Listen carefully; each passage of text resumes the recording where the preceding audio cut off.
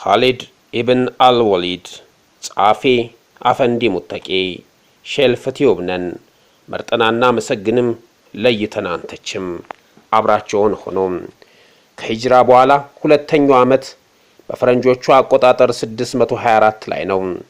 በዚህ ዓመት ነብዩን ሰለላሁ ዐለይሂ ወሰለምና ተከታዮቻቸውን ሊያጠፉ የዘመቱት የቁረይሽ ጀብደኞች በድር በሚባለው አምባ ላይ ከባድ ሽንፈት ተከናንበው ነበር።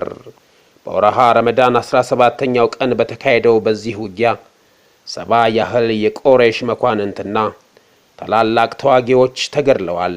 የውጊያው ውጤት በመካ ሲሰማ የከተማዋ ነዋሪዎች በከፍተኛ ሐዘንና ቁጭት ውስጥ ነው የወደቁት። የቅርብ ዘመዶቻቸውና ወላጆቻቸው የሞቱባቸው ሰዎች ደግሞ ሙሐመድን ካልተበቀልኩ ሰው አይደለውም እያሉ መሐላ ይደረድሩ ነበር። በበድር ውጊያ ላይ ብዙ ዘመዶቻቸው ከተገደሉባቸው ሰዎች መካከል አንድ ወጣት ይገኝ ነበር። ይህ ወጣት በፈረሰኝነቱ የታወቀ ነው። ሰውነቱ ግዙፍ ነው። ክንዶቹ አያል ከመሆናቸው የተነሳ ብዙ ሰዎች የሚሸከሙትን ሰይፍ ለብቻው ይታጠቃል። ወጣቱ በበድር ጦርነት አልተሳተፈም። ሆኖም የጦርነቱ ውጤት ሲታወቅ ሙሐመድን አሸንፌ የዘመዶቼን ሞት መበቀል አለብኝ በማለት ከዛቱት አንዱ እርሱ ነው። ታዲያ ዛቻው ወሬ ብቻ ሆኖ አልቀረም።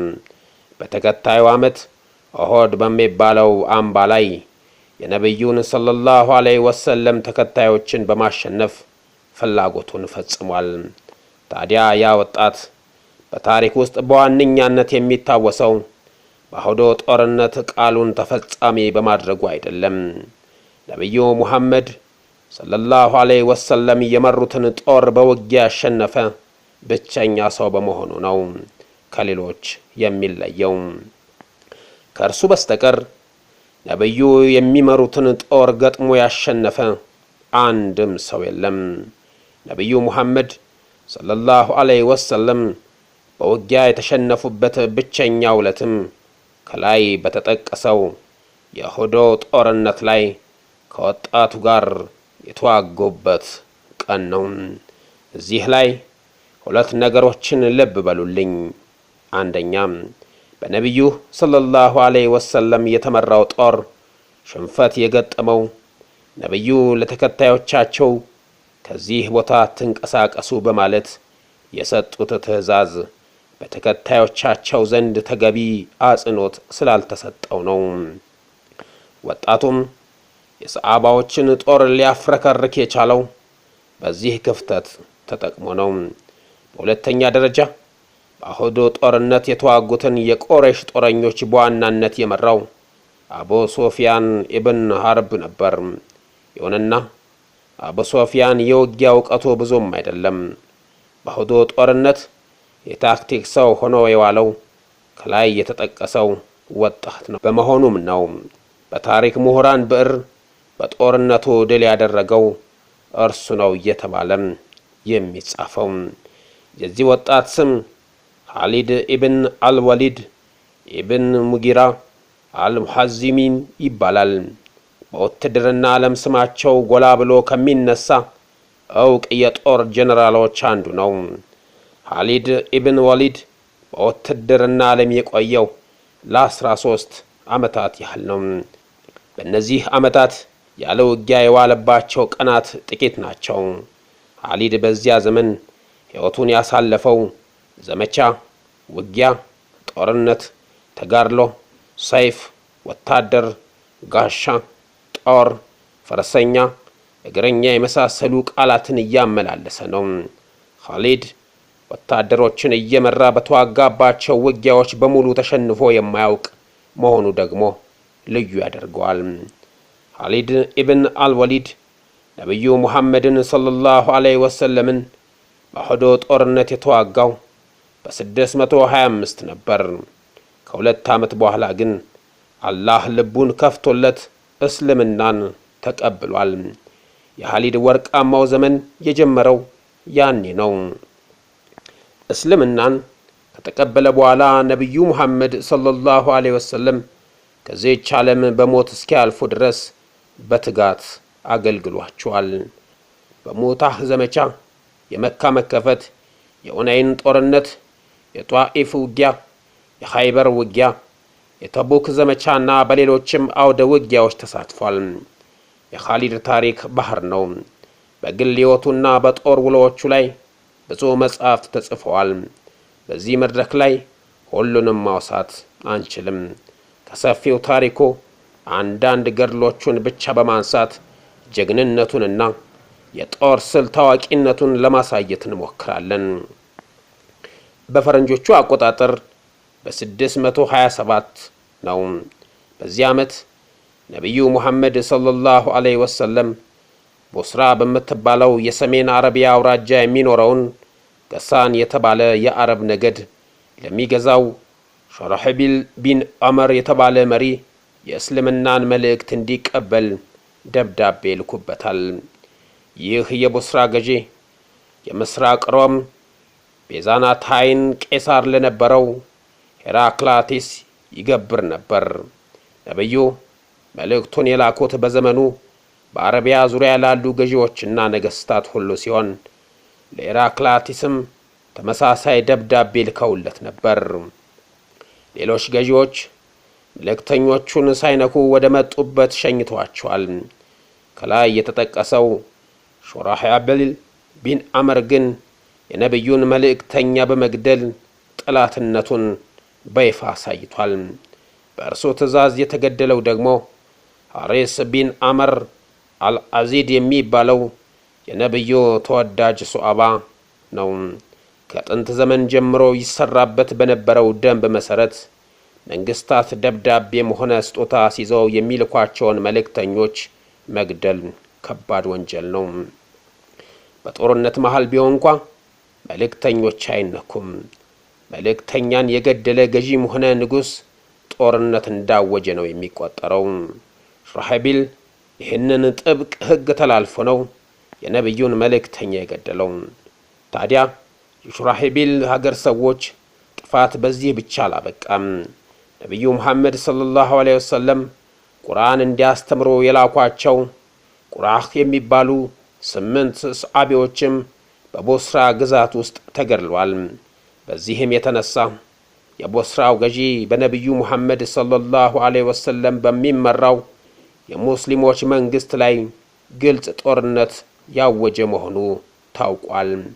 ነብዩ ሙሐመድ ሰለላሁ ዐለይሂ ወሰለም የወገኖቻቸው መገደል በጣም ስለስቆጫቸው ሸራሕቢልን ለመቅጣት አንድ መለስተኛ ጦር አደራጅተው ወደ ቦስራ ይልኩ ዘንድ ግድ ሆኖባቸዋል። ወደ ቦስራ የተላከው ጦር በድምሩ 3000 ወታደሮች ነበሩት። የጦሩ መሪ የነብዩን መልእክት በቅድሚያ ከተቀበሉት ሰዎች አንዱ የነበረው ዘይድ ኢብን ሐሪሳ ነው። እርሱ በውጊያ ላይ ከወደቀ ጃዕፈር ይህንን በጣሊብ እንዲተካው ታዟል። ጃዕፈር በውጊያ ላይ ከወደቀ ደግሞ አብዱላህ ኢብን ረህዋ እንዲተካው በነብዩ ሙሐመድ ሰለላሁ ዐለይሂ ወሰለም ትእዛዝ ተሰጥቶት ነበር። 3ቱ ሰሃቢዎች ከተሰዉ የቀሩት የጦር አባላት የሚፈልጉትን ሰው መርጠው በአዛዥነት እንዲሾሙ ተነግሯቸዋል። ኻሊድ ኢብን ወሊድ በወቅቱ እስልምናን ከተቀበለ ገና 3ኛ ወሩ ነበር። ሆኖም ተራ ወታደር ሆኖ ነብዩ ወደ ቦስራ እንዲዘምት ያደራጁትን ጦር ተቀላቅሏል። ነብዩ ጦራቸው ለዘመቻ ሲጓዝ ሊከተላቸው የሚገቡ ጥብቅ ስርዓቶችን በማስተማር ወደ ሰሜን አቅጣጫ ሸኙት።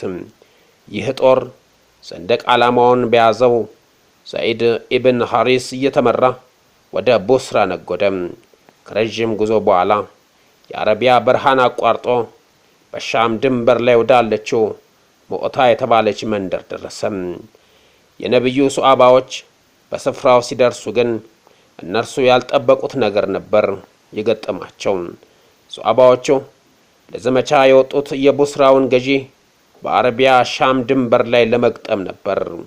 ከዚያ አልፈው ሀገሩን እንዲይዙ አልታዘዙም። ሸራሕቢል በበኩሉ ሌላ ነገር ነው ያሰበው። የሰው የሙሐመድን ጦር ወግቼ በማሸነፍ ሐሰተኛ ነብይ መሆኑን ማሳየት አለብኝ የሚል አጉል ፍላጎት ያደረበት ጀብደኛ ነበር። የነብዩን መልእክተኛ የገደለው በዚሁ ምክንያት ነበር። በመሆኑም መልእክተኛውን በገደለ ማግስት የሰራውን ነገር ሁሉ ለቤዛናታውያኑ ቄሳር በማስታወቅ የቄሳሩ ጦር ወደ ቦስራ መጥቶ ከእርሱ ጋር ሙስሊሞችን እንዲዋጋ ጥያቄ አቅርቧል። የቤዛንታይኑ ቄሳር ሄራክላቲስ ሙሐመድ የተበታተኑትን አረቦች በአንድ ላይ አሰባስቦ ግዛቶችን ሊነጥቀኝ ይችላል የሚል ፍርሃት ያደረበት ሰው ነበር። በመሆኑም የሹራህቢልን ጥያቄ ሳያቅማማ ነው የተቀበለው። በዚህ መሰረት ከቦስራና ከሌላው የቤዛንታይን ምስራቅ ሮም ግዛት የተወጣጡ ከ100,000 የሚበልጡ ሰራዊት በሞታ ሰፍሮ የሰሃቦችን መምጣት ይጠባበቅ ነበር። ሰሃቦቹ በ30 እጥፍ የሚበልጣቸው የቤዛንታይን ጦር በሞታ ተከማችቶ ሲያገኙት በሐሳብ ለሁለት ተከፈሉ። አንዳንዶቹ በዚህ ሁኔታ መዋጋት ተገቢ አይደለም፣ ወደ መዲና መልእክቱን ልከን ነብዩ ሰለላሁ ዐለይሂ ወሰለም ተጨማሪ ጦር እንዲልኩልን መጠየቅ አለብን አሉ። አብዱላህ ኢብን ረዋህ ግን ይህንን ሐሳብ አምርሮ ተቃወመ። ከቤት የወጣነው አላህን ተማምነን ነው። ወደ ውጊያ ገብተን ጥላቶቻችንን ካሸነፍን የቀርቢቱን ዓለም ደስታ ተጎናጸፍን ማለት ነው። በውጊያ ሸሂድ ከሆንን ደግሞ አላህ በሐይራ ያዘጋጀልን የሰማዕትነት ደረጃ ተጎናጸፍን ማለት ነው። ስለዚህ ምንም ሳናቅማማ የሮማውያንን ጦር መግጠም አለብን በማለት የሁሉንም አእምሮ የቀየረ ንግግር አደረገ። በዚህ መሰረት ሰሃቦች ባላቸው ኃይል ጠላታቸውን ለመግጠም ወሰኑ። ከዚህ በፊት በዓለም የውትድርና ታሪክ ባልታየ ሁኔታ 3000 የነብዩ ተከታዮች በ30 እጥፍ የሚበልጣቸውን የቤዛንታይን ጦር ገጠሙ። 3000 ለ100,000 ማለት ነው። ዘይድ ቢን ሐሪሳ የሙስሊሞቹን ጦር በ3 ረድፍ አሰልፎ ለውጊያ አዘጋጀው። የሮማውያኑ ጦር በብዛቱ ተመክቶ ወደፊት ሲጠጋ የሰሃቦቹ ጦር የማይቀመስ ሆኖ አገኘው። ሁለቱ ኃይሎች በመጀመሪያው ቀን በከፍተኛ ሁኔታ ተዋገው። ዘይድ ኢብን ሐሪሳ በጦሩ መካከል እየተመላለሰ ሲያዋጋ ከዋለ በኋላ ተሰዋ። በእርሱ ቦታም ጃዕፈር ኢብን አቢ ጣሊብ የአዋጊነት ግዴታ ተረከበ። ጃዕፈር ሁሉንም ባስደነቀ ሁኔታ በጦር ሜዳው ላይ ነገሰ። ሰይፉንና ጋሻውን ይዞ ጠላቶቹ ወደ ተሰለፉበት ቦታ ሲበር ያዩት ሰሃቦች ጃዕፈሩል ጠያር በማለት ሰየሙት። ይሁን እንጂ ጃዕፈርም በኋላ ላይ ተሰውቷል። እርሱን ተክቶ የአዋጊነቱን ስፍራ ያዘው አብዱላህ ኢብን ረዋህ በበኩሉ ዘይድንና የጃዕፈርን ፋና ተከትሎ ለመሰዋት የሚፈልግ ጀግና ነበር። እርሱም ጦሩን በጀግንነት እያዋጋ ውሎ በስተመጨረሻ ተሰውቷል። በመጀመሪያው ዕለት ውጊያ 3ቱ መሪዎችና 17 ሰሃቦች ከወደቁ በኋላ ጀንበር ጠለቀች። ሁለቱ ኃይሎችም የዕለቱን ውጊያ እንዲያጠናቀው ማዶ ለማዶ እየተያዩ በሰፈራቸው ለመቆየትና በቀጣዩ ዕለት ለመጋጠም ወሰኑ። ነብዩ ሰለላሁ ዐለይሂ ወሰለም የመደቡላቸው 3 ታዋጊዎች ተራ በተራ የወደቁባቸው ሰሃቦች እነርሱን ተክቶ የሚመራቸውን ሰው ለመምረጥ ተቸገሩ። የጦሩ አባላት በፈቃደኝነት የዘመቱ ቢሆንም በመካከላቸው የነበረው ትውውቅ ጠንካራ አልነበረም። አንዳንዶቹ ቀደም ብለው የሰለሙ ቢሆንም ሌሎቹ በቅርብ ጊዜ እስልምናን የተቀበሉ ነበሩ። በመሆኑም ነው ለመሪነት የሚበቃውን ሰው መምረጥ የቸገራቸው። በዚሁ መሃል ሳቢት ኢብን አርቀም የሚባለው ሰሃብ ባንዲራውን ለኻሊድ ኢብን ወሊድ በማስጨበጥ እንዲህ አለው፣ ያ ኻሊድ፣ በዚህ አስቸጋሪ ወቅት ካንተ በተሻለ ሁኔታ ይህን ጦር ሊመራ የሚችል ሰው በመካከላችን የለም። ስለዚህ ነብዩ ሙሐመድ ሰለላሁ ዐለይሂ ወሰለም የሰጡንን ባንዲራ አስይዤሃለሁ። የጦሩ መሪ እንድትሆን መርጬሃለሁ። በአላህ ይሁንብህ፣ ምርጫዬን ተቀበል። ሌሎች የጦሩ አባላት ይህንን ሲሰሙ ድጋፋቸውን አጅጎደጎዱ። ኻሊድ መሪያቸው እንዲሆንም ድምጻቸውን ከፍ አድርገው ጠየቁ። ኻሊድ በበድር ጦርነት የተካፈሉ ብዙ ሰዎች በዚህ ጦር ውስጥ እያሉ እኔ እንዴት መሪ ልሆን እችላለሁ በማለት ተቃውሞ ቢያቀርብም በስፍራው የነበሩት ሰሃቦች በሙሉ ሰንደቅ ዓላማውን ይዞ እንዲመራቸው አደፋፈሩት። ኻሊድም ፍላጎቱ የሁሉም ሰው መሆኑን ሲረዳ የመሪነት ስልጣኑን ተረከበም። ኻሊድ የአዛዥነቱን ስፍራ ሲረከብ በቅድሚያ ያደረገው ነገር ጦሩ የሚዋጋበትን ታክቲክ መቀየር ነበር። በአዲሱ ስልት መሰረት ጠቅላላው ጦር ለሁለት ይከፈልና ገሚሱ እንደ ፊት አውራሪ ሆኖ ከፊት ይሰለፋል። ፊት አውራሪ ሆኖ የሚሰለፈው ክፍል ከጠቅላላው ጦር አንጻር ሲታይ አነስተኛ ነው። አብዛኛው ጦር ከእርሱ ራቅ ብሎ የውጊያውን ውጤት እያየ ቀስ በቀስ ወደ ፊት አውራሪው ጦር እንዲቀላቀል ትዕዛዝ ተሰጥቶታል። ይህ ራቅ ብሎ የሚሰለፈው ጦር ወደ ፊት አውራሪው ተዋጊ ሲቀላቀል የበረሃውን አሸዋ በእግሩና በፈረሶቹ ኮቴ ወደ ላይ እንዲያቦን ተነግሮታል።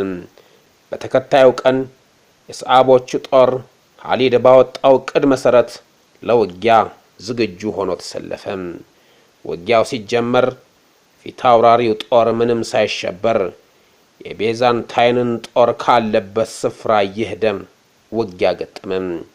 የተቀረው ጦር ደግሞ ፊት አውራሪው ጦር የሚዋጋበትን መልካ ዙሪያውን ከቦ ድምጽ ያሰማ ያዘ።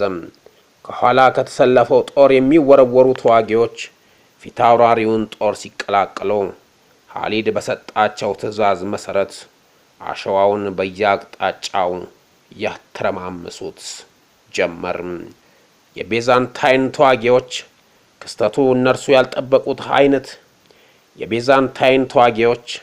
ክስተቱ እነርሱ ያልጠበቁት አይነት የሆነባቸው በመጀመሪያው ቀን ሲዋጋቸው የነበረው አነስተኛ ጦር ሌሊቱን ከአረቢያ በደረሰለት ግዙፍ ድጋፍ ተጠናክሮ ውጊያውን በአዲስ ሁኔታ የጀመረ መሰላቸው።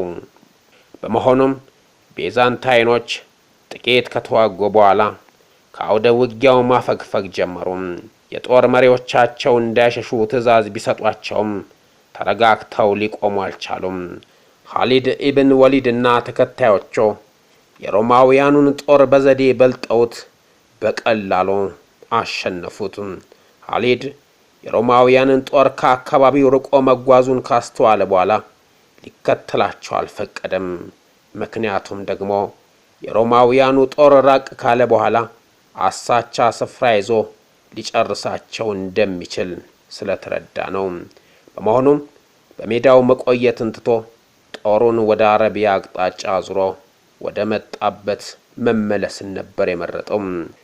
ባላሰበው ሁኔታ ከ100,000 የቤዛንታይን ጦር ጋር የተጋጠመው የሰሃቦች ሰራዊት የጦር መላ አዋቂው ኻሊድ ኢብን ወሊድ ባፈለቀው ልዩ ዘዴ ተጠቅሞ የዘመኑ ኃያል ጦር የነበረው የቤዛንታይን ሰራዊት ፊት ስሙን አስከበረም። ከታሰበለት እልቂትም ራሱን አተረፈም። አበቃን። ሰላም።